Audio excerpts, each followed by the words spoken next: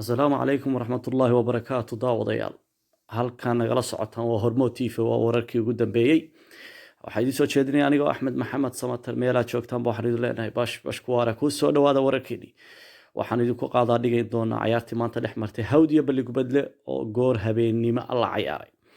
ciyaaraha goorta habeennimada la ciyaaray ayaa waxay keeneen fashil ballaaran oo ku saabsan maamulka uu hogaaminayo Muuse Bici taasoo guud ahaan leyd laga waayay garoonka isla markaana khashaafado loo soo qaaday ay lahayd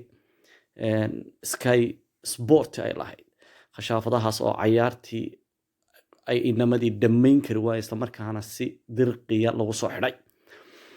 waa fashil aad u ballaaran oo maamulka dul hoganaya ciyaaraha halka Muqdisho 3 sano gudahoodu farmaajo ku tallaabsaday inuu u sameeyo garoon caalamiya